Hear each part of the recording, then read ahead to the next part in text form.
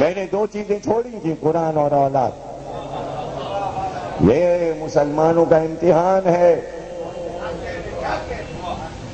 سادات روئے زمین پر ہر فرقے، ہر مسلک کا امتحان ہے سادات۔ جب تک روئے زمین پر سادات ہیں، مسلمانوں کا امتحان ہو رہا ہے، حدیثیں پکار رہے ہیں، تو میں ہندو کی تعریف نہ کروں؟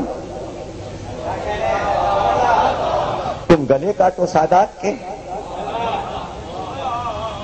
اور ہندو دفاع کرے، گھر میں تعزیہ رکھے، عاشور منائے، کافر حکومت 2-3 دن کی چھٹی دے، تعزیوں کے لیے پیپل کے درخت کی شاخیں کٹ جائیں، بجلی کے تار گرا دیے جائیں، تم تازیوں کو جلاؤ، تم ذوالجناح کو مری میں گولی مار دو، تم امامباڑوں میں بم پھاڑو، تم روزے گرا دو، اور پھر تعریف کروں، قصیدہ پڑھوں؟ کیسے قصیدے؟ کہا کہ قصیدے؟ زبانوں پہ پابندی نہیں لگ سکتی۔ جو کچھ ہو رہا ہے ٹیلی ویژن پر، جو کچھ ہو رہا ہے اخباروں میں، سب ہماری نظر میں ہے۔ ابھی موقع ہے، سدھر جاؤ۔ اہل بیت ایسی جگہ ہیں، اتنی اعلیٰ جگہیں ہیں کہ ایک جملہ بھی ان کے خلاف بولو، ان کے وقار میں کوئی کمی نہیں ہوتی۔ لیکن ہم جو اس سے سوال طلب کرتے ہیں، وہ صرف اس لیے کہ احساس دلانے کے لیے کہ یہ نہ سمجھنا کہ وارث نہیں ہے، صرف اس لیے ہم سوال کرتے ہیں یہ کیا کہا اور یہ کیوں کہا۔ یہ انیتا رائے کا ذکر کر رہا، یہ کوئی ایسی عام لڑکی نہیں ہے، یہ انڈین بینک کے پریزیڈنٹ کی اکلوتی بیٹی ہے۔ اور جب باپ کو پتا چلا کہ یہ ولائے علی میں ڈوب گئی، تو باپ نے کہا کہ بھئی دیکھو، ہندو مذہب کے مطابق جائیداد کے بعض حصوں سے تم محروم ہو جاؤ گی۔ بیٹی نے کہا کوئی بات نہیں۔ شادی اس نے سید سے کی، لاہور کے سید زادے ایاز رضوی سے، اور اس سال وہ گھر گئی شادی کے بعد۔ ماں سے بھی ملی، باپ سے بھی ملی، بڑا استقبال ہوا اس کا۔ باپ نے کچھ نہیں کہا، کتابیں پڑھی باپ نے، خاندان نے کتابیں پڑھی، اور آپ بھی جو لوگ انگلش پہ کم از کم عبور رکھتے ہیں، اس نے شرط لگائی تھی میری کتاب اس کے ہاتھ میں جائے جو اچھی انگلش سمجھ سکے۔ اس نے یہ بھی شرط لگائی میری کتاب ایسے سے ترجمہ اردو میں کروائیے گا جس کی انگلش بھی اچھی ہو اور اردو بھی اچھی ہو۔ اسے کہتے ہیں حسینی ذوق، یہ جمالیات کی معراج ہے، اور اتنی اچھی انگریزی لکھتی ہے وہ۔ کتاب کا نام کروکشیتر، یہ ہے مہابھارت کا میدان، یہ مہابھارت کا نشان ہے، یہ عیسیٰ کا نشان ہے، اور یہ حسین کا پرچم ہے۔ انا للہ و انا الیہ راجعون کل بتا چکا۔ آپ اس کی ذہن کی معراج دیکھیے کہ اس کو پتا ہے کہ عباس کے علم پر کربلا میں کیا لکھا تھا، اس کی معلومات کو ادا کیجیے۔ اور پہلا چیپٹر اس نے شروع کیا ہے کہ ایک ہندو گھرانے میں تعزیہ رکھا ہوا تھا، اور وہ پہنچی اور اس نے گھرانے کا انٹرویو لیا کہ تم لوگ تو ہندو ہو، تم نے حسین کا تعزیہ کیوں رکھا ہے؟ تو اس خاندان کا جوان لڑکا وہ گفتگو کر کے کہتا ہے کیا حسین مسلمانوں کے لیے آئے تھے؟ اور اس نے کہا انیتا سے کہ نہیں، حسین ہمارے لیے آئے تھے، ہم لوگوں کے لیے آئے تھے، حسین ہم لوگوں کے لیے آئے تھے، حسین پوری دنیا کے لیے آئے تھے۔ اور پھر اس کے بعد اس نے عیسیٰ کا کارنامہ مہابھارت میں کرشن نے ارجن سے جو کچھ کہا، ابھی ستیہ میں پڑھوں، کتاب پڑھیے گا کہ مہابھارت کی لڑائی 5 اور 100 کی تھی، آپس میں کزنس تھے، جو حق پہ تھے وہ 5 تھے، جو باطل پہ تھے وہ 100 تھے، لیکن بھگوان جو ہیں وہ 5 کی طرف ہو گئے، اس لیے کہ 5 بھائیوں کے سگے ماموں بھگوان تھے، یعنی 5 کا ننیال بھگوان کا گھر تھا۔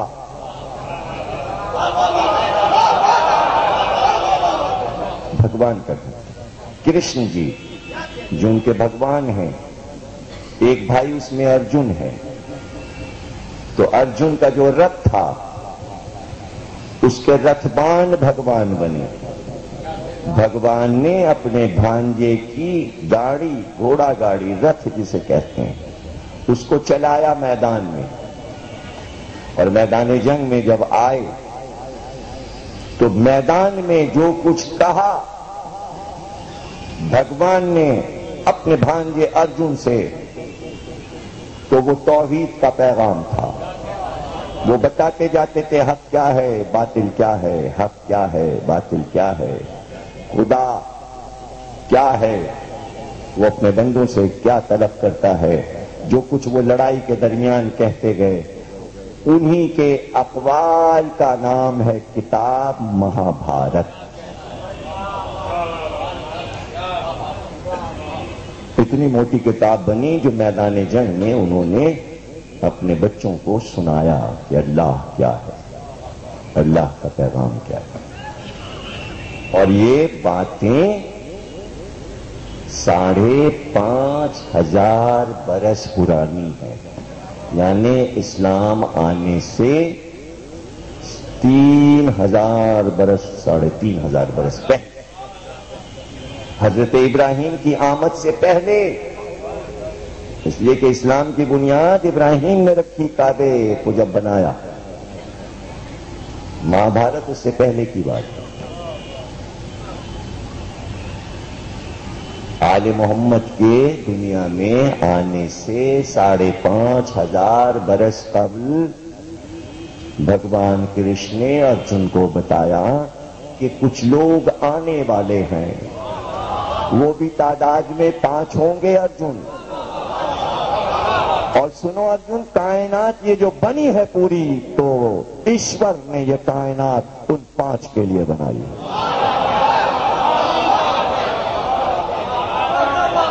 یہ مسلمان فرقے کہاں بیٹھے ہوئے ہیں اور کیا ٹیلی ویژن پر اسلامی باتیں ہو رہی ہیں؟ جائیں کائنات کی کتابوں کو کھنگال کے دیکھیں۔ یہ خلافت شروع ہوئی نبی کی وفات کے بعد صقیفہ کلب میں۔ آل محمد اس وقت بھی تھے جب آدم آب و گل میں تھے۔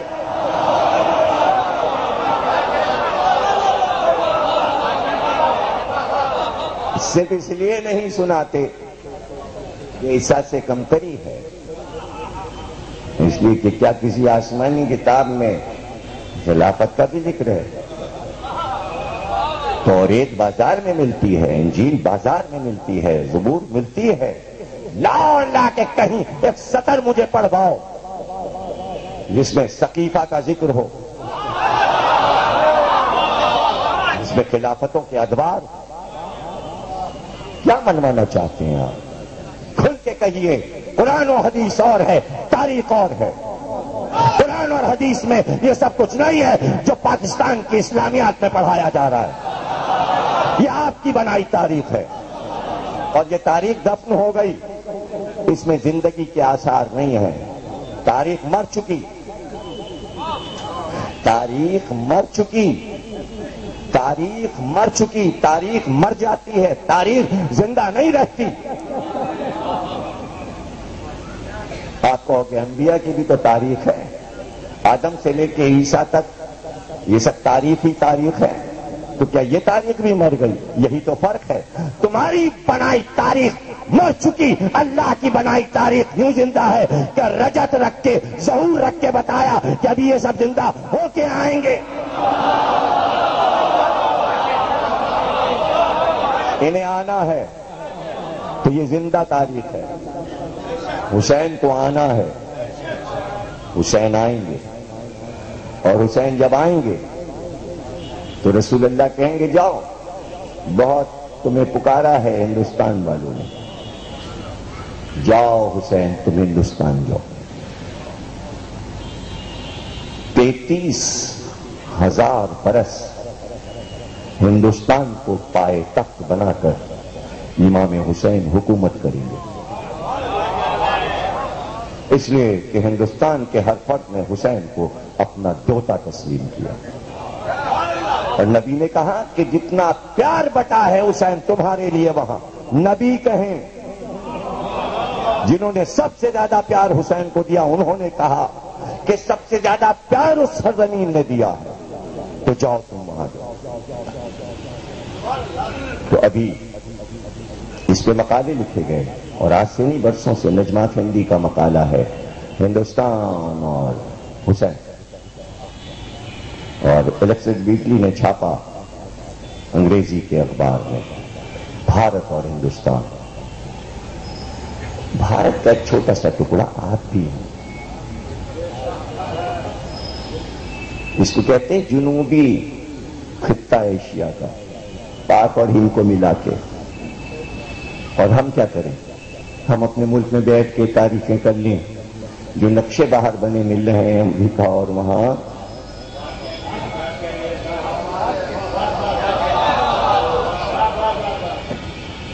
اس لیے کہ وہ ہزاروں برس پرانا ملک ہے. اور یہ سوچنا پڑے گا یہاں کے مسلمانوں کو، ان سے سبق لیں، ان سے سبق لیں کہ کبھی آج تک حسین کے تعزیے پر ہندوؤں نے جھگڑا نہیں کیا. تو مسلمانوں کے سمجھ میں یہ بات نہیں آتی کہ جنہوں نے کلمہ نہیں پڑھا وہ کیسے پیار کر رہے ہیں ماتمداروں سے. تو آپ کو پیار کیوں نہیں ہوتا؟ آپ ہم سے محبت کیوں نہیں کرتے؟ بس یہی تو ٹاپک ہے مجلسوں کا. جس دن آپ پیار کرنے لگیں گے سارے مسئلے حل ہو جائیں گے. یہ مجلسیں آپ کو پیغام دیتی ہیں کہ اسلامی سارے فرقے حسین کے ماتمداروں سے پیار کریں. ہم تو نفرت نہیں کرتے کسی سے، ہم نے تو کبھی نفرت نہیں کیا. اب اس سے بڑی دلیل ہم کیا دیں؟ اگر ہم نفرت کر رہے ہوتے تو ہم یہاں آتے ہی کیوں؟ اگر ہمیں مسلمانوں سے نفرت ہوتی تو ہم ہندوستان سے آتے ہی کیوں؟ ہجرت کر کے کیوں آتے؟ کیوں آتے صاحب؟ آج پڑھیے نا اخبار میں، اربوں ڈالرز کی اسٹیٹ مہاراجا محمود آباد کے بیٹے کو حکومت ہند نے واپس کیا. آج اس کی ڈیٹیل آئی ہے. اربوں ڈالر آج ہے، ہیڈنگ ہے آج. اور اپنے امام باڑے میں کھڑے ہوئے ہیں، وہ ہیڈنگ لگی ہے ہندوستان کا شاہزادہ اپنے اسٹیٹ میں واپس آیا ہے. صرف جرم یہ تھا کہ اس کے باپ نے پاکستان کیوں بنایا، تو ساری جائیداد حکومت ہند نے ضبط کر لی تھی. 35 سال مقدمہ لڑا ہے، 35 سال مقدمہ لڑا اور واپس کر دیا. اور اب پاکستان کہہ رہا ہے کہ اب آسرا ہوا ہے کہ محمد علی جناح کی جائیداد بھی واپس مل جائے گی، بمبئی میں جناح ہاؤس مل جائے گا. لیکن یاد رکھیے گا، جناح کو ملے یا راجہ صاحب کو ملے، انہوں نے تصویر اپنے اسٹیٹ کے کسی ہوٹل میں کھڑے ہو کے نہیں کھنچوائی. آج جو تصویر آئی ہے وہ اپنے امام باڑے میں کھڑے ہوئے ہیں.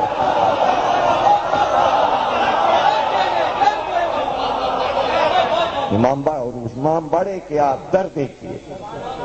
جنہوں نے دیکھا ہے ماجد رضا تو محمود آباد اسٹیٹ گھوم کے آئے.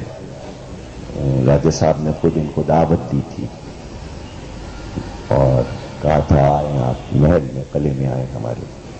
جب ہم لکھنؤ گئے تھے 97 میں، تو نوجوان نسل جائے دیکھے.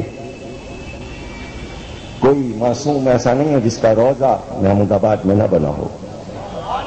مدینہ گنبد خضرا، جنت البقیع، روضہ حسین، روضہ عباس، سامرا، کاظمین، سب کی نقلیں ہر روضے کی بنے، بالکل اسی طرح کی عمارتیں زریاں لگی ہیں۔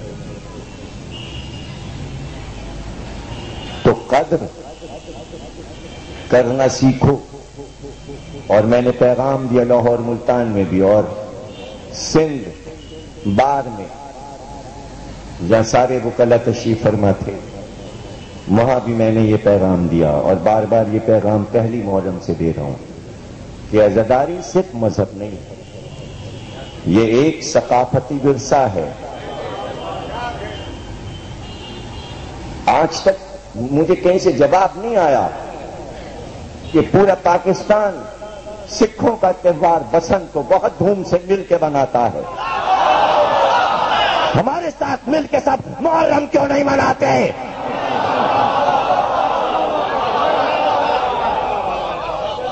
کیوں نہیں مناتے؟ سارے فرقے مل کے ہمارے ساتھ محرم کیوں نہیں مناتے؟ سکھوں کا تہوار بسنت کیوں منانا چاہتے ہیں جبکہ پابندیاں لگ رہی ہیں، جانے جاتی ہیں اس میں گر گر کے چھت سے مر جائیں، اور ہم پہ یہ الزام کہیں مر نہ جائیں زنجیریں لگا لگا کے۔ آج تک تو کوئی مرا نہیں، چھت سے گر کے پتنگ اڑاتے میں تو مرے، ماتم میں کوئی مرا۔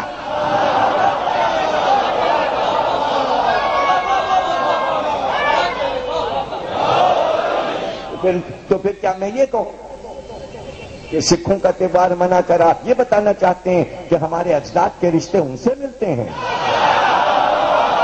تو ہمارے اجداد سے آپ کے رشتے نہیں ہیں نا؟ اب سمجھ میں آیا کہ دشمنی یہ ہے۔ آئیے رشتے ہم لگوا دیں گے۔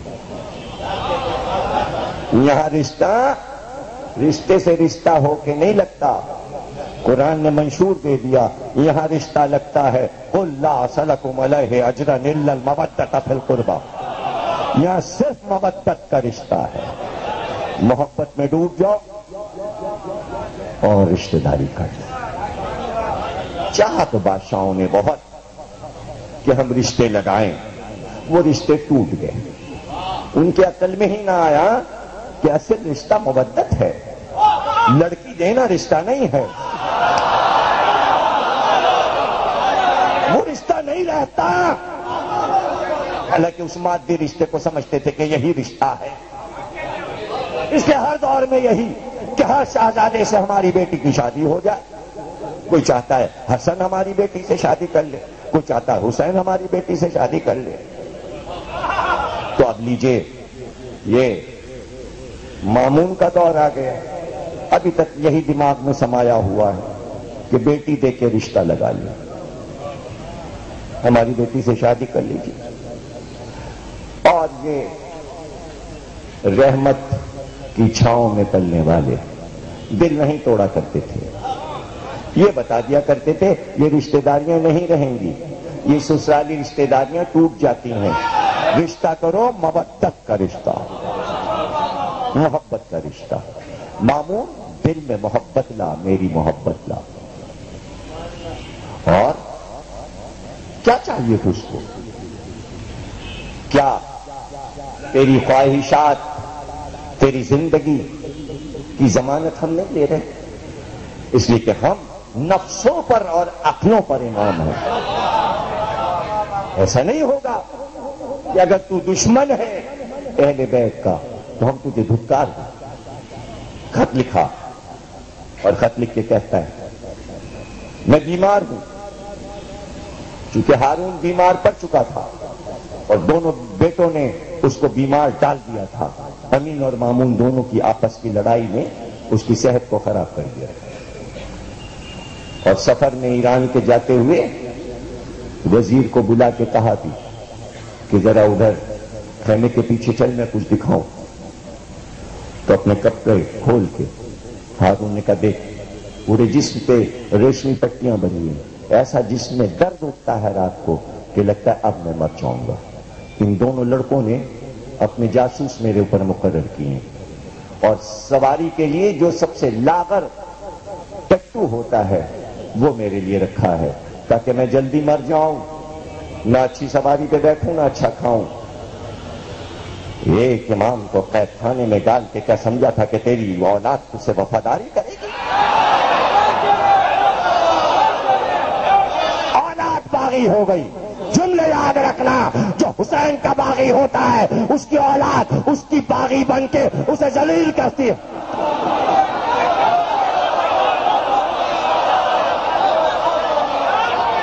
اگر اس گھرانے سے محبت نہیں ہے تو پھر اولاد بھی محبت نہیں کرتی۔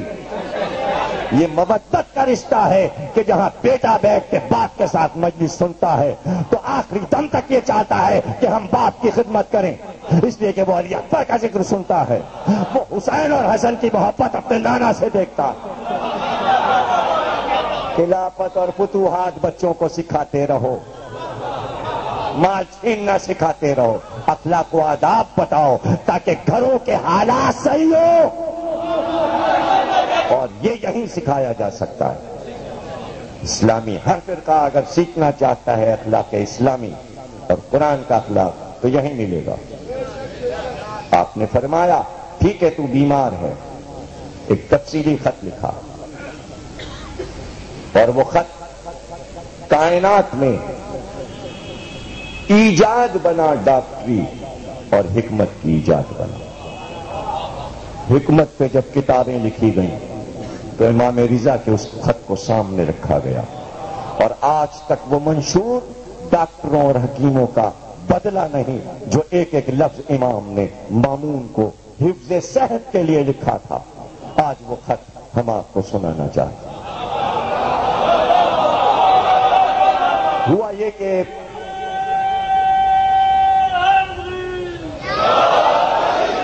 کہ پچھلے سال چونکہ نہج البلاغہ موضوع تھا، تو جب یہ تاریخ آئی پچھلے سال تو میں نے ڈھونڈنا شروع کیا کیسٹ میں کہ کب میں نے پڑھا تھا اور کہاں ملے گا یہ کس کتاب میں۔ بہت ڈھونڈا نہیں ملا۔ اس کے بعد پھر پورے سال میں یہ اشرہ میرا ہے رضویہ میں، یہی والا اشرہ چیلم 1414 ہجری میں 1993 میں رضویہ میں یہ اشرہ ظہور امام زمانہ پہ پڑھا تھا میں نے 1993 میں۔ تو اب یہ اشرہ چھپ رہا ہے، کمپوز ہو گیا ہے، تو کمپوز میں سے کمپیوٹر میں سے ہی میں نے اس کو نکالا، اور وہ خط آپ امام کا سنیے۔ جو لوگ سائنس پڑھتے ہیں، جو بچے ڈاکٹری پڑھ رہے ہیں یا نہیں بھی پڑھ رہے تو وہ اتنی ڈاکٹری سے تو واقف ہیں کہ صحت کی حفاظت کیسے ہوتی ہے اور کسی مرض کا علاج کیسے ہوتا ہے۔ یہ آج کی بات نہیں ہے، 1400 برس پہلے اسلام کے سب سے بڑے حاکم جس کی حکومت آذربائیجان، روس سے لے کر مصر تک، یمن تک، ہندوستان تک، مامون کا ملک سب سے بڑا تھا، اس لیے کہ ہارون نے ملک کی وسعتیں بڑھا دی تھی۔ اتنا بڑا اسلامی ملک ابھی تھا ہی نہیں جیسا مامون کے دور میں تھا۔ ایران اور یہ اور یمن اور آذربائیجان اور تاجکستان اور ازبکستان اور افغانستان اور سندھ اور پنجاب سب اس کی حکومت میں شامل تھا۔ اتنا بڑا حاکم لیکن ایک مرض کا علاج نہیں کر سکتا، موت کے دہانے پر آیا ہوا ہے، اور امام اسے بتا رہے ہیں کہ اپنی صحت کو تو کیسے بچا لے، جبکہ معلوم ہے زہر یہی دے گا، یہی میرا قاتل ہے۔ قاتل کو موت سے بچانے والے کون ہوتے ہیں؟ آئمہ ہو، ہمارے امام۔ بادشاہ وقت آگاہ ہو کہ خدا اپنے کسی بندے کو اس وقت تک مبتلا مرض نہیں کرتا جب تک اس کی دوا مقرر نہ فرماتی ہو۔ پہلا ہی جملہ سونے اور ہیروں میں تولا جائے، یہ ہے توحید کہ علاج سے توحید کو سمجھا رہے ہیں۔ بس ہر مرض کے لیے ایک علاج دوائی اور ایک علاج ایک تدبیری موجود ہے۔ دو چیزیں ہو گئی، یعنی ڈاکٹری میں دو چیزیں ضروری ہیں، ایک دوائی دوسرے تدبیری علاج جو ڈاکٹر بتاتا ہے دوا دے کے، یہ کھائیے گا یہ نہ کھائیے گا، دھوپ میں نہ جائیے گا سائے میں رہیے گا، کچھ بھی نہیں سمجھے۔ پرہیز کہتے ہیں جسے، پرہیز۔ دوا اور پرہیز دونوں مل کر علاج کرتے ہیں۔ سب سے پہلے یہ امام نے بتایا۔ دیکھیے فضائل پر میں نے، یہ عشرے کا 24واں برس ہے، آپ 24 کیسٹ 17 سفر کے اٹھا کے دیکھیں، محفوظ ہیں۔ اتنے فضائل 8ویں امام کے میں نے پڑھ دیے ہیں کہ کتابیں بن سکتی ہیں 24 تقریریں اگر امام رضا کی میں چھاپ دوں، 4 جلدیں بنیں گی 24 تقریروں میں، 2 گھنٹے کی تقریریں ہیں۔ ہر سال یہ چاہتا ہوں آپ کے معلومات میں اضافہ ہو، جو پچھلے سال پڑھا ہے وہ نہیں پڑھنا، یہ خط آپ سنیں نا، صرف داد یہ سوچ کے کہ 1400 برس پہلے آج کے یہ سارے میڈیکل کالج سمیٹ کر ایک نقطے میں لائے جائیں تو امام رضا کا ایک خط بنے گا، ایک خط بنے گا۔ نیز یہ بھی جاننا چاہیے کہ جس میں انسانی کی مثال سلطنت کسی ہے، روح جو قلب میں ہے اس مملکت کی ملکہ ہے، اعصاب اور دماغ اس کے عمال یعنی کارکن، ہاتھ دونوں، کان دونوں، آنکھیں دونوں، ہونٹ اور زبان اس بادشاہ کے مددگار ہیں، معدہ اور پیٹ اس بادشاہ کا خزانہ ہے۔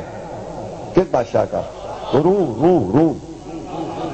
سینہ حجاب ہے، پس ہاتھ ایسے مددگار معین سلطان ہیں جو بادشاہ کے حکم کے مطابق جن چیزوں کو وہ چاہتا ہے پہنچاتے ہیں اور جن چیزوں سے وہ نفرت کرتا ہے دور کر دیتے ہیں۔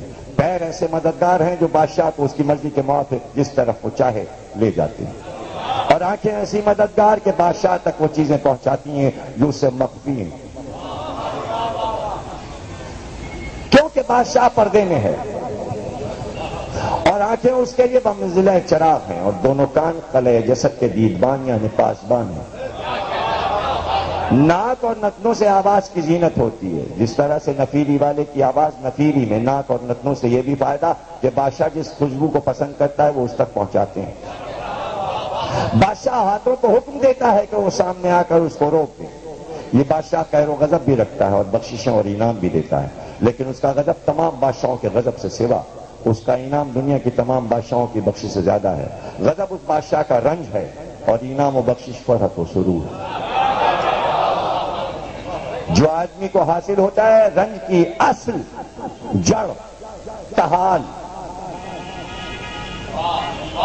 کتا، اور خوشی کی اصل کہاں ہے؟ پھیپھڑا اور گردوں میں ہے۔ جس کے گردے اور پھیپھڑے ختم ہو جائیں اس کی خوشی ختم۔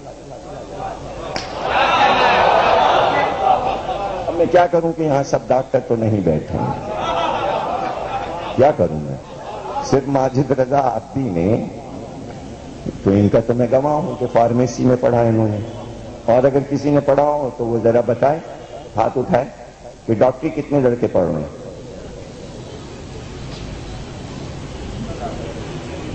کتنے لڑکے ڈاکٹری پڑھ رہے ہیں؟ بس تو ہر شخص کے لیے یہ خط واجب ہو گیا کہ تھوڑی بہت ڈاکٹری تو جانو،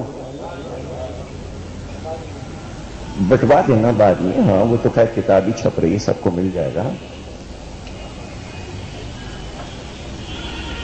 پھیپھڑے اور گردے، ان دونوں اعضاء سے 2 رگیں، پھیپھڑے سے اور گردے سے 2 رگیں چہرے تک آئی ہیں۔ وہی رگیں خوشی اور غم بتاتی ہیں۔ خوشی اور غم کا تعلق پھیپھڑے اور گردے سے ہے۔ یہی وجہ ہے کہ رنج و خوشی کے آثار چہرے سے ظاہر ہوتے ہیں۔ اس قسم کی سب رگیں بادشاہ اور اس کے کارکنوں کے مابین راستے ہیں۔ ان کی دلیل یہ ہے کہ جب مریض کوئی دوا پیتا ہے تو رگیں ان کارکنوں کی مدد سے دوا کے اثر کو مرض تک پہنچا دیتی ہیں۔ اے بادشاہ، یہ بھی جاننا چاہیے کہ جسد انسانی کی مثال عمدہ زمین کی ہے۔ کہ اس کو باقاعدہ تر کیا جائے، یعنی نہ تو اتنا پانی دیا جائے کہ غرق ہو جائے اور نہ اتنا کم کہ سوکھ جائے،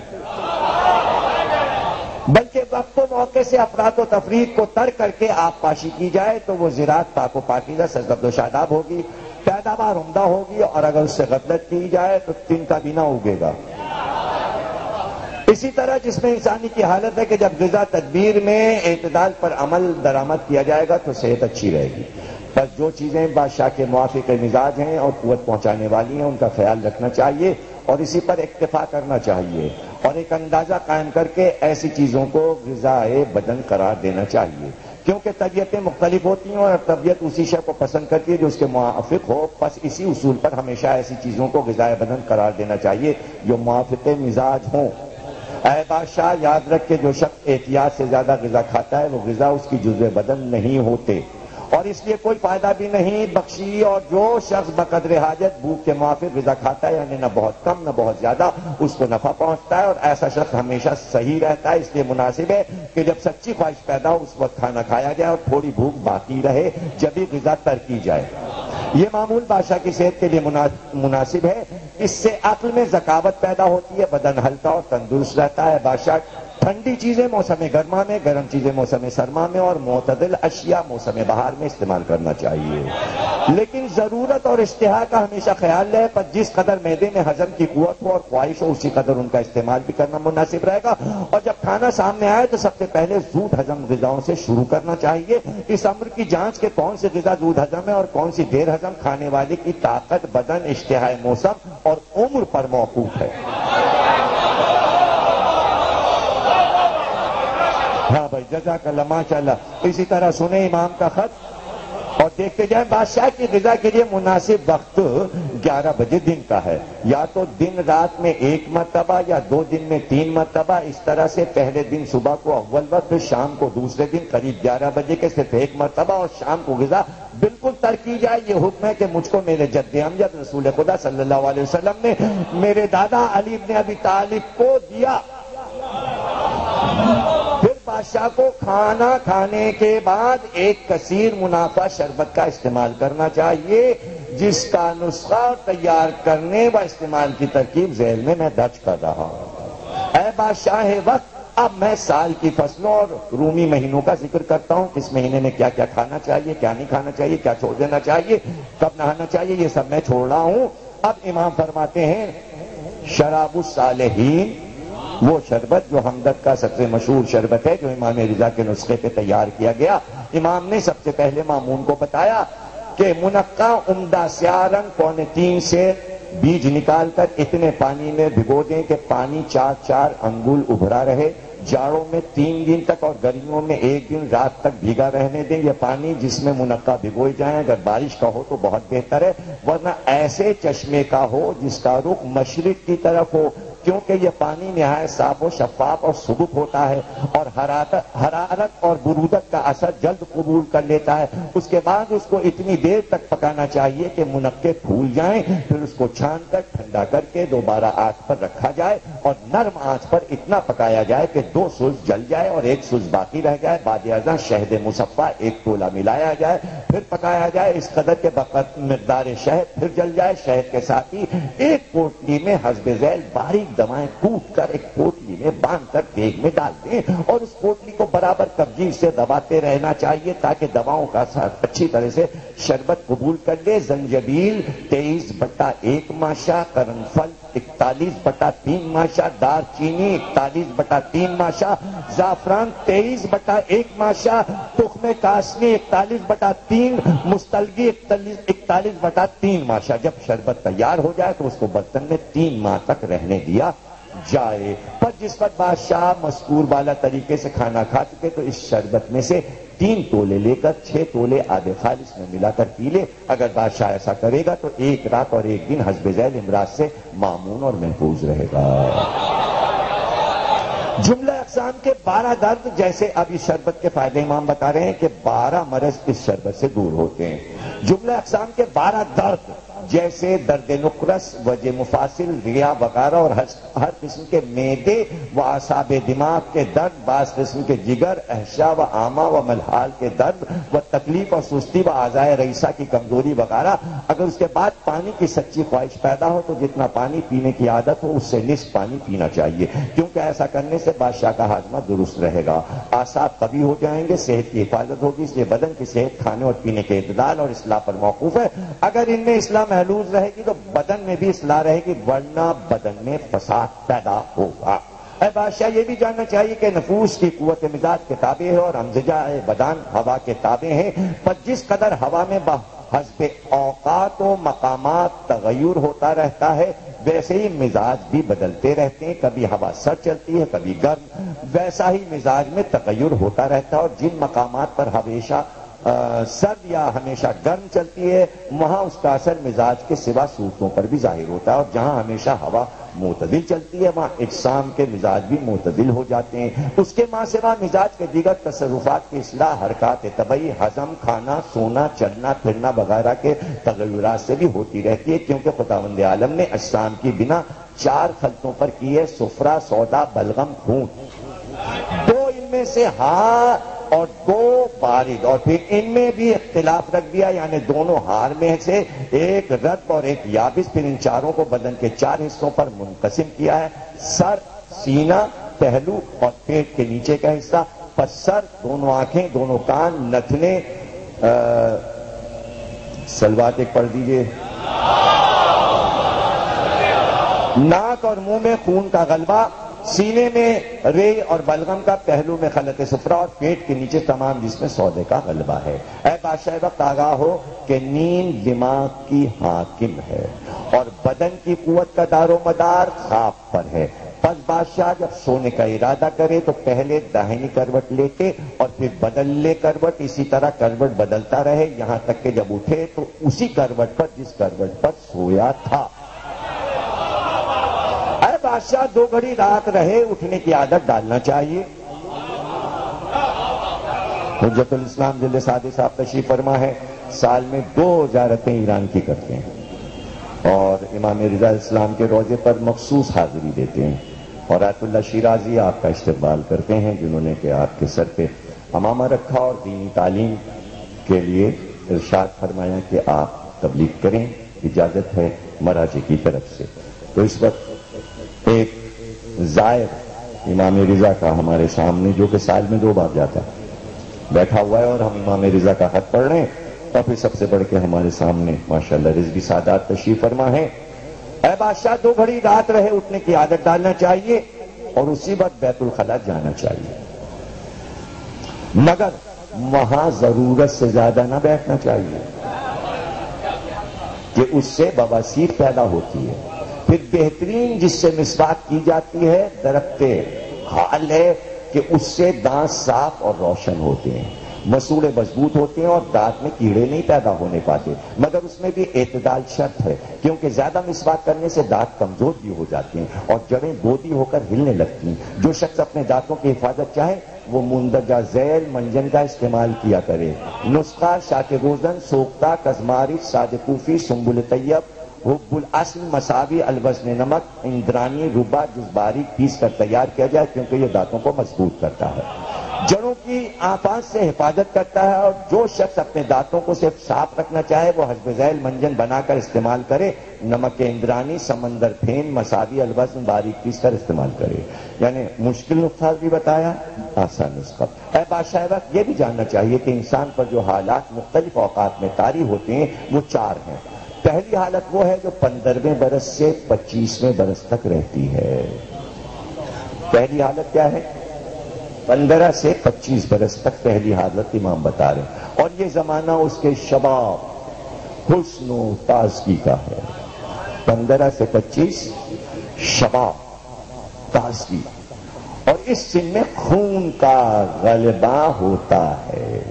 دوسری حالت وہ ہے جو 25ویں سال سے 35 برس تک رہتی ہے۔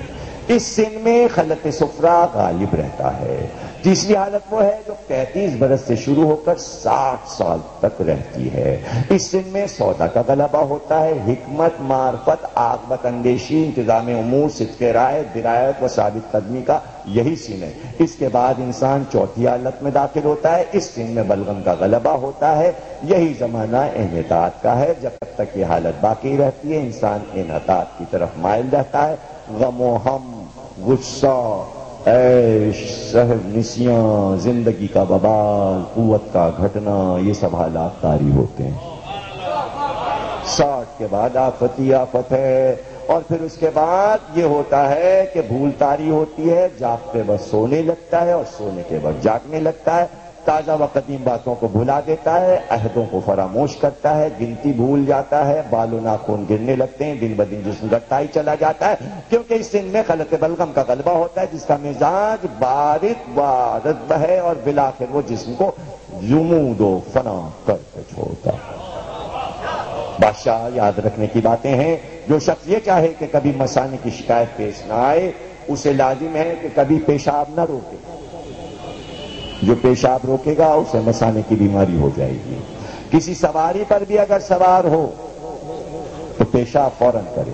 جس شخص کو یہ منظور ہو کہ اس کا معدہ کبھی تکلیف نہ پاوے، اسے لازم ہے کہ کھانے کے بیچ میں کبھی پانی نہ پیے، کیونکہ کھانے کے بیچ جو پانی پیے گا اس کے جسم میں رطوبت بڑھ جائے گی، معدہ ضعیف ہو جائے گا اور رگوں میں غذا کی پوری قوت نہ پہنچے گی۔ سبب یہ ہے کہ وہ کھانا پانی کی وجہ سے لیئی کی طرح ہو جاتا ہے۔ جس شخص کو بواسیر سے محفوظ رہنا ہو اسے لازم ہے کہ ہر شب 7 بریاں خرمے گائے کے گھی کے ساتھ کھایا کرے۔ جس شخص کو یہ منظور ہو کہ اس کا حافظہ بڑھ جائے اسے لازم ہے کہ روزانہ نہار میں 3 تولہ منقع کھا لیا کرے۔ آج کل یہ شکایت ہے حافظے نہیں ہیں، حافظے خراب ہو۔ جس شخص کو یہ منظور ہو کہ اس کو بھول یا نسیان کم ہو جائے اسے لازم ہے کہ 3 ٹکڑے ادرک کے مربے کے روز شہد میں پڑے ہوئے کھا لیا کرے۔ روز کھا لیا کرے ادرک کے مربے کے چھوٹے چھوٹے 3 ٹکڑے، جو شہد میں مربع ڈالا گیا ہو، تو کبھی بھول پیدا نہیں ہوگی۔ اس کی غذا اگر اس وقت کھا لیتے ادرک کا مربع تو غدیر نہ بھولتے۔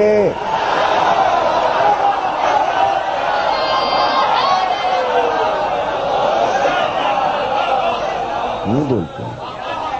امام فرمائے اس کی غذا میں کوئی ایسی شے ضرور ہو جس میں رائی کی شرکت ہو۔ کسی نہ کسی غذا میں رائی ہونی چاہیے، تاکہ اگر روز رائی کھائے گا کسی بھی کھانے میں تو بھول نہیں پیدا ہوگی، حافظہ تیز ہوگا۔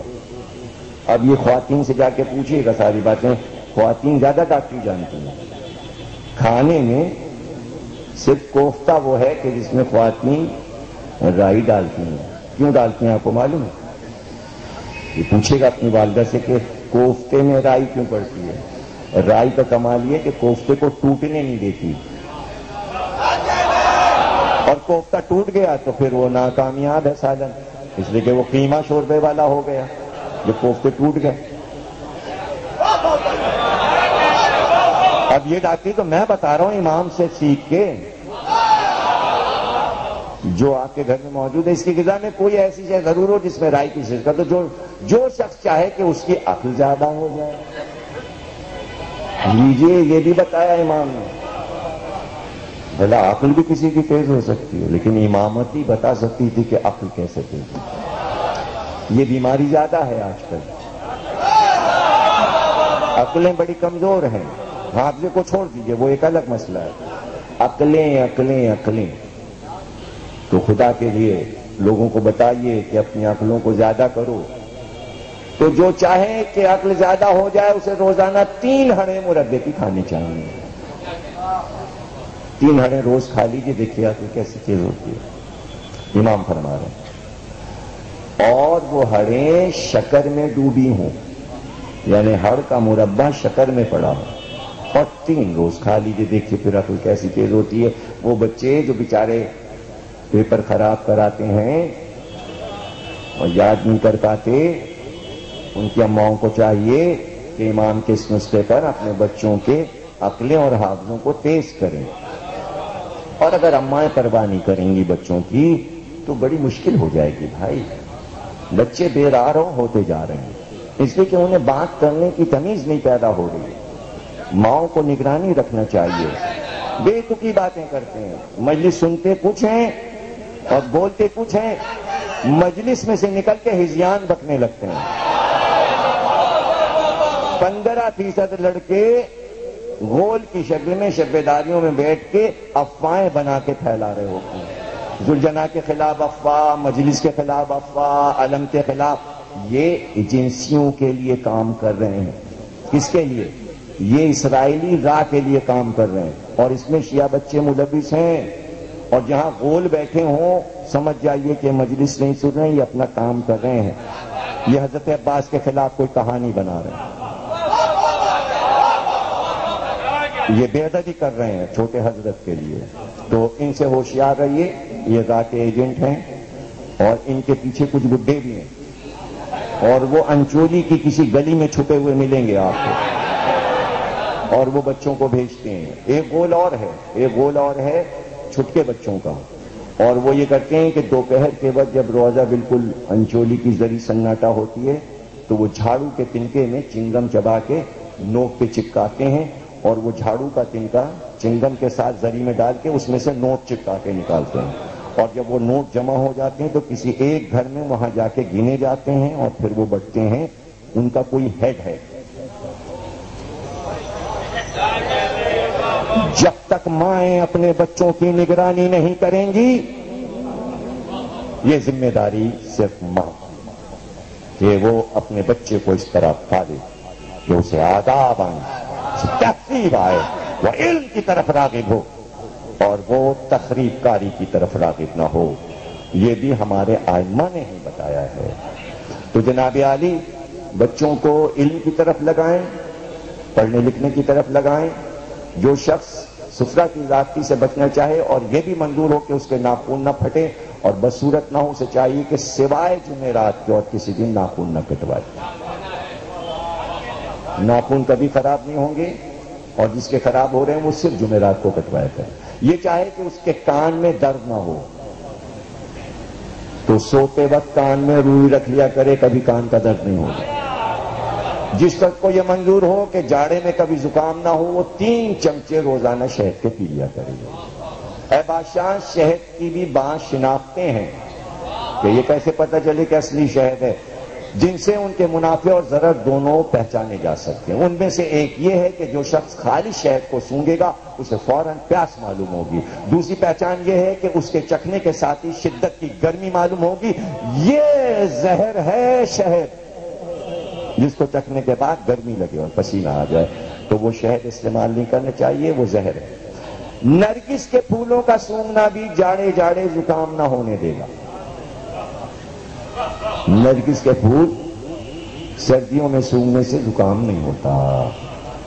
گرمی میں زکام سے بچنے کے لیے دھوپ میں بیٹھنے سے پرہیز کرے.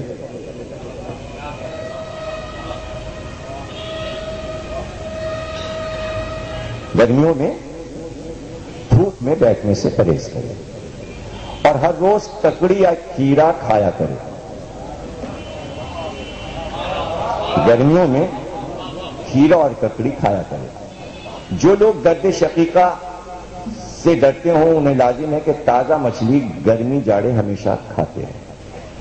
جو چاہے کہ اس کا بدن ہلکا پھلکا رہے اور بہت موٹاپا نہ چڑھے. کیوں نہیں, کام کی بات تو ہے یہ. اس لیے کہ اخبار میں کون سا دن ہوتا ہے جس دن یہ جنگ میں اشتہار نہیں ہوتا, ایک پتلا آدمی ایک موٹا آدمی ہے دونوں. ابھی جنگ میں تو روز آتا ہے نا, اور اتوار کے دن تو پورے صفحے کا کئی لاکھ کا اشتہار آتا ہے. وہی موٹا آدمی پتلا ہو گیا, وہی پتلا آدمی موٹا ہو گیا. پتہ نہیں موٹے سے پتلا ہوا ہے کہ پتلے سے موٹا ہوا. تصویریں دونوں. تو آج کل تو یہ بڑی عام بیماری ہے. بھئی کیا ہوا تم کو؟ ارے یہ کیا ہوا؟ ارے صاحب, ارے ابھی 25 برس کے ہیں, دولہا بنے یا چلے آ رہے ہیں. بھائی اپنی صحت کا خیال رکھیے, تو ائمہ کو پڑھیے. دولہا جو ہے وہ اسمارٹ اچھا لگتا ہے, پیٹو دولہا نہیں اچھا لگتا. 20 برس میں 40 برس کے لگے ہیں. تو اس کا خیال رکھنا بہت ضروری ہے. آپ دیکھیے، دیکھتے ہیں مجھے آپ؟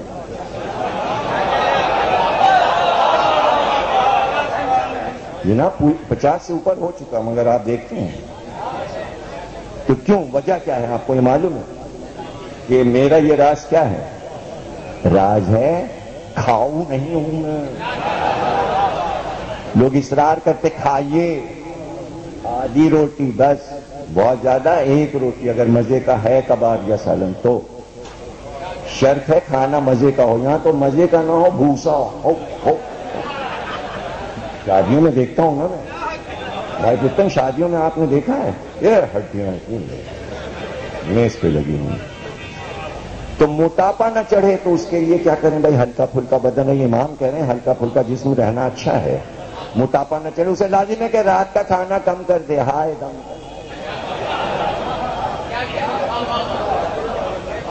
کیا کس طرح امام صاحب؟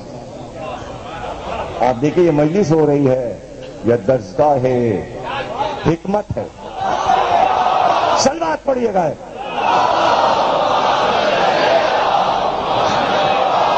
ایک اور صلوات پڑھیں بآواز بلند.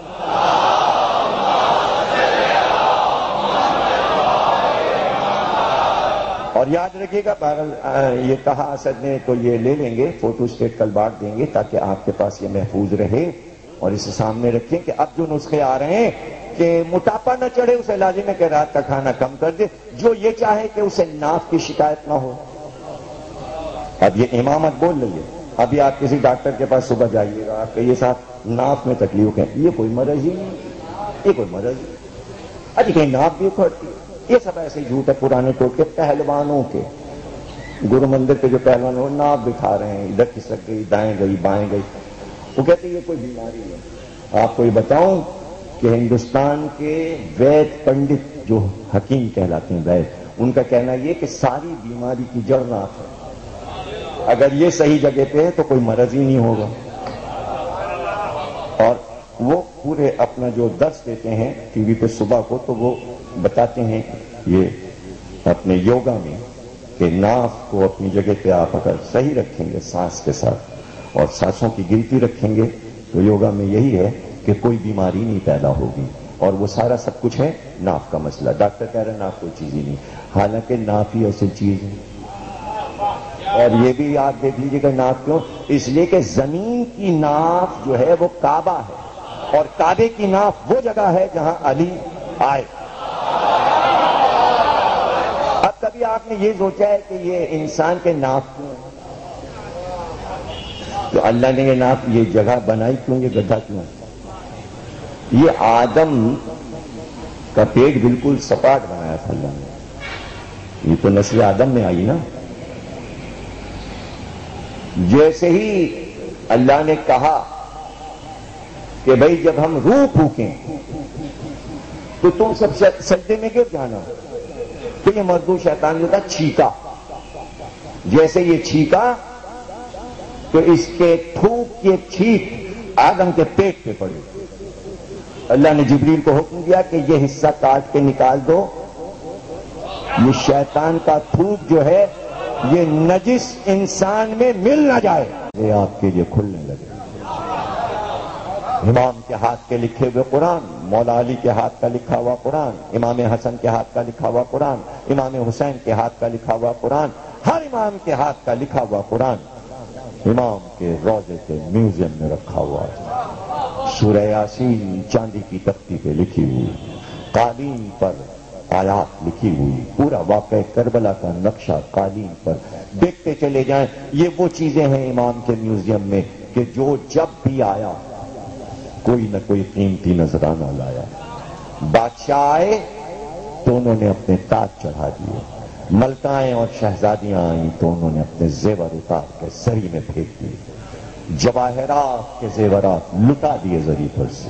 محبت، مودت، وہ سارے زیورات امام کے زری کے چاروں طرف جو صدیوں میں شہزادیوں نے چڑھائے ہیں، آپ ایسے دیکھتے جائیں تو وہ سارے زیورات چاروں طرف دیواروں پہ لگا دیے گئے شیشے کے شوکیس میں.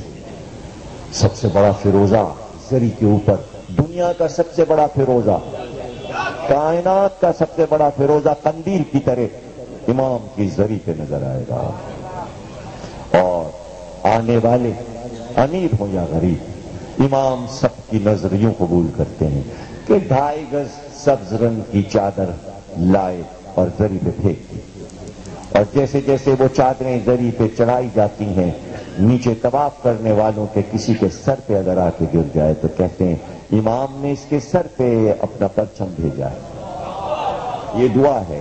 اور پھر کسی صحن میں نکل جائیں اور اس طرف نکل جائیں کہ جہاں ڈوریوں سے زری سے ڈوری آئی اور مریض کو باندھ دیا گیا، ہزاروں لوگ بستر پہ لیٹے ہیں، کسی کا پیر بندھا ہے، کسی کا ہاتھ بندھا ہے، کسی کی گردن، کسی کی کمر، اور چند لمحوں میں بس ایک بار شور ہوتا ہے، امام نے اسے ٹھیک کیا، اور اسے لے کر جب بھاگتے ہیں اسے بچانے کے لیے، اس لیے کہ اگر اسے بچائیں نا تو اس کے کپڑے تار تار ہو جائیں، اس لیے کہ امام نے اسے ابھی صحت دی ہے۔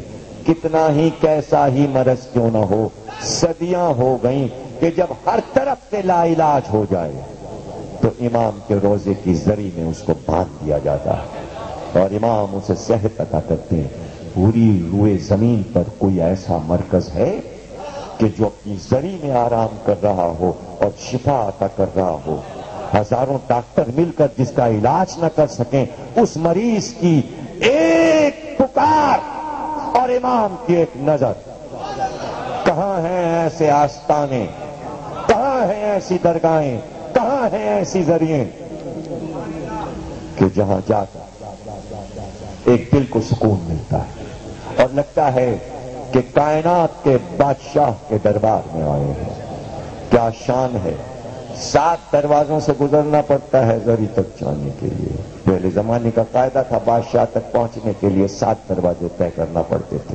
دربان کھڑے ہوتے ہیں، چوبدار کھڑے ہوتے ہیں، اور حاکم وقت بڑے بڑے علماء صبح کو جو رسم ہوتی ہے قرآن شریف اٹھا کر دینے کی، کبھی اس کو دیکھیے، صبح کی نماز سے پہلے، ظہرین کی نماز سے پہلے امام کے نقار خانے میں، جو امام کا نقار خانہ بنا ہوا ہے، جو تاج کی شکل کا بنا ہے دروازہ، جس کے اوپر لگتا ہے تاج رکھا ہوا، اس میں شہنائی والے کھڑے ہوتے ہیں، نفیری والے کھڑے ہوتے ہیں، اور جب امام کا مخصوص شاہی ساز بجنا شروع ہوتا ہے تو پورا روضہ گونجنے لگتا ہے شہنائی کی آواز سے۔ ہاں، بادشاہ کے یہاں نماز کا وقت آ گیا ہے، اب اذان ہونے والی ہے، یعنی نقارہ اس کا ہے۔ یہ سوز و ساز کائنات میں توحید کا ہے۔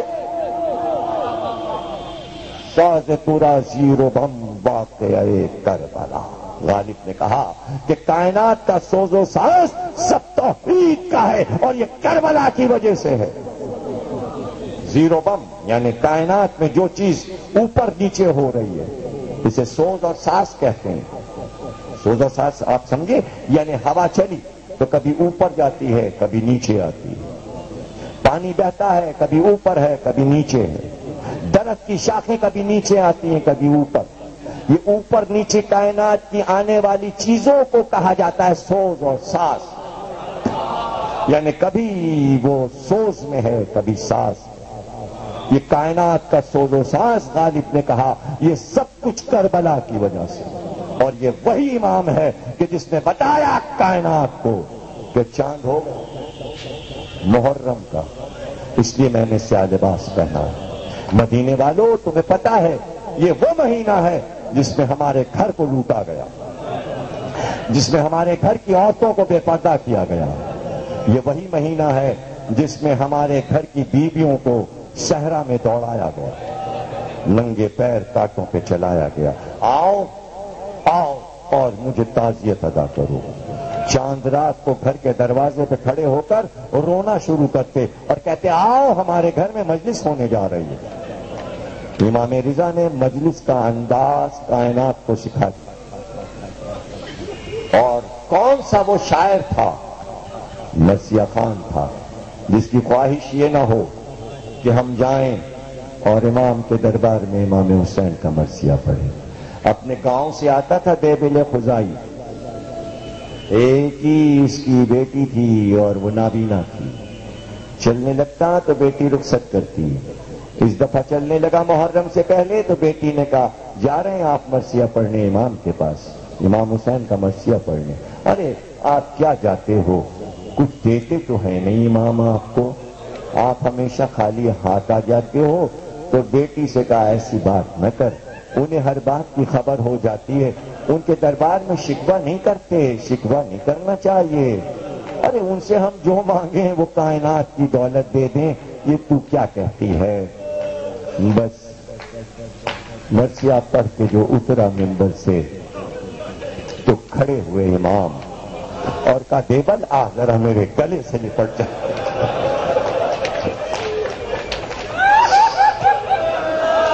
میرے سینے سے لگ جا. کیا مرثیہ پڑھا ہے. جیسے ہی سینے سے لگا چکے تو دوست کی ابا اتاری. کہ تجھے پتا ہے یہ کب سے میرے دوست پہ آ رہی ہے، یہ امامت اور نبوت کی ابا ہے. بے بل آج ایسا مرثیہ پڑھا، لے یہ ابا میں تجھ کو دیتا ہوں. یہ کہہ کر کاندھے پر ابا ڈال دی. دیبل رونے لگا. کیا انعام دیا ہے آپ نے کہ جسے میں منع بھی نہیں کر سکتا، جس سے میں انکار بھی نہیں کر سکتا. یہ لباس امامت کا لباس آج آپ نے ذاکر حسین کے دوست پہ ڈال دیا. بس ایک بار شور ہوا، دیبل واپس چلا اپنے گاؤں کو.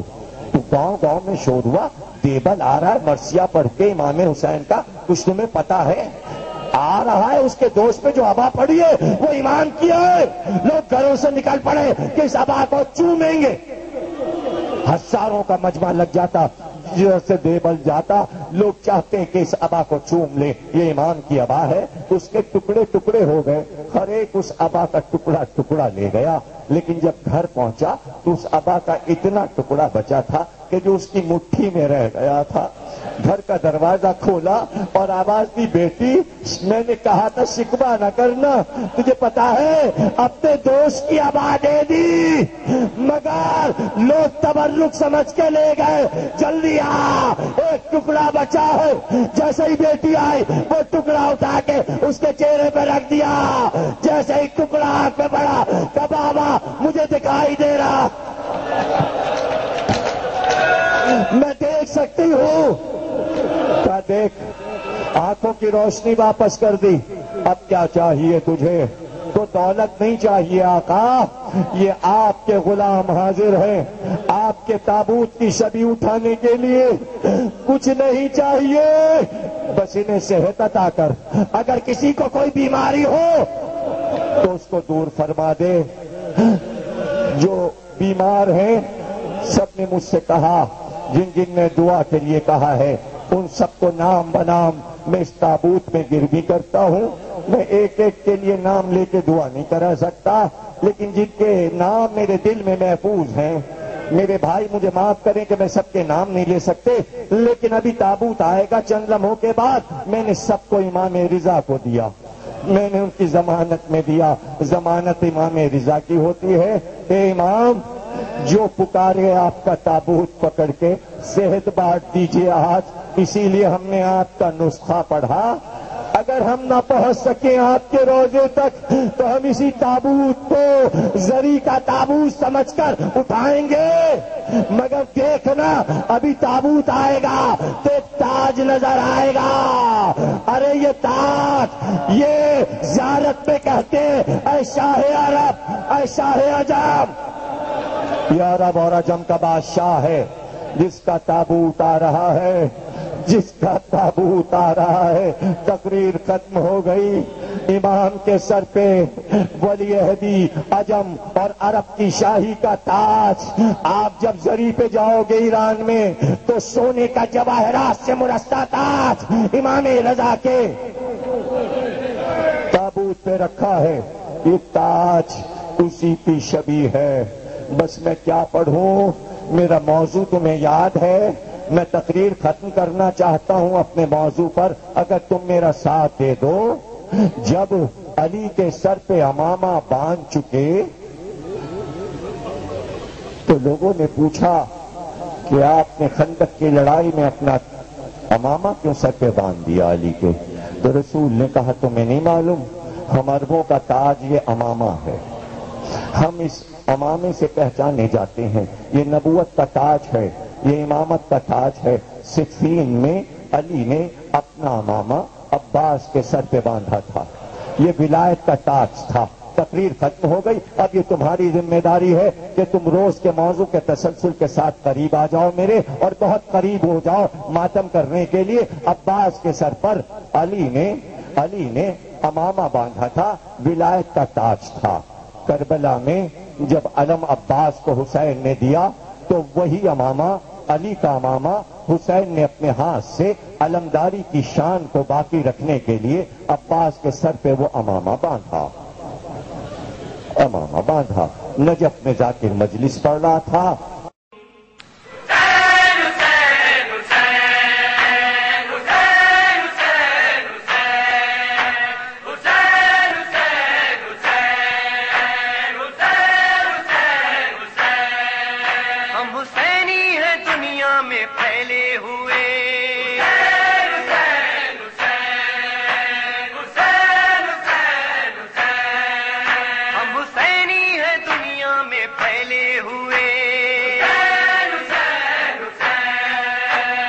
حسینی کیسٹ سینٹر کی سال رواں کی نادر اور نایاب پیشکش، ندیم سرور، عرفان حیدر عابدی، حسن صادق، ساجد حسین، فرحان علی، نقی ذکی، صفدر عباس، اسد آغا، ناصر زیدی اور رضی رضوی کے علاوہ پاکستان کے دیگر مشہور نواخواں اور ہندوستان کے معروف نواخواں حضرات کے پردرد اور پر اثر نوحوں کے کیسٹس ہم سے دستیاب کریں۔